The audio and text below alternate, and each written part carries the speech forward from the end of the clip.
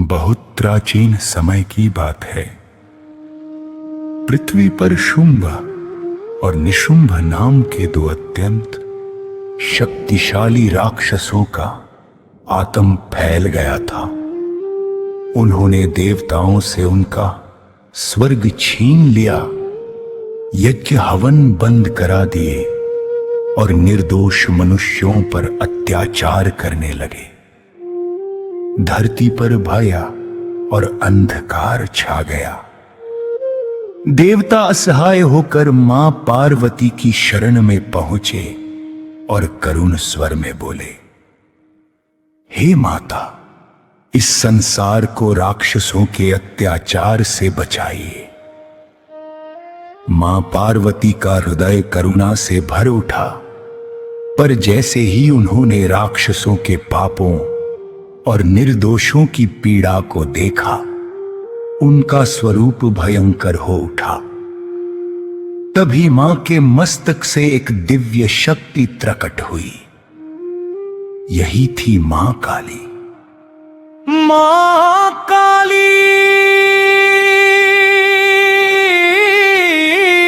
का स्वरूप अत्यंत उग्र था।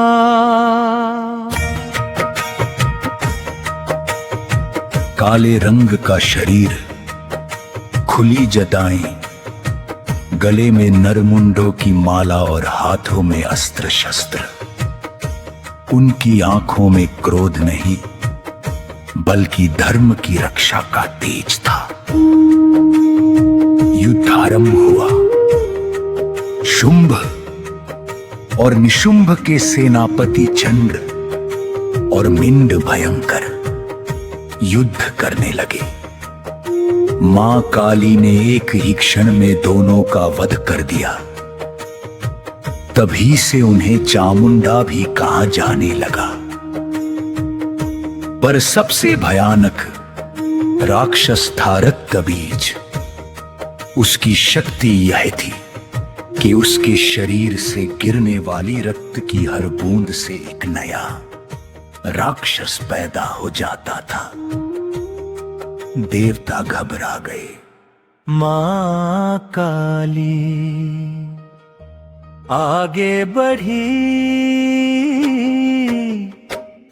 उन्होंने रक्त बीज का रक्त धरती पर गिरने से पहले ही अपने मुख में भरिया। देखते ही देखते रक्त बीज कमजोर हो गया और मां काली ने उसका भी अंत कर दिया। युद्ध समाप्त हो गया, पर मां काली का क्रोध शांत नहीं हुआ। वे रणभूमि में तांडव करने लगी। पूरी सृष्टि कांप उठी। तब भगवान शिव स्वयं उनके मार्ग में लेट गए।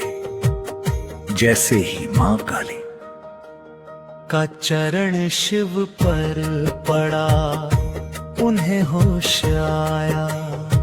उन्होंने तुरंत अपनी जीभ बाहर निकाली। यह संकेत था कि उनका क्रोध शांत हो गया।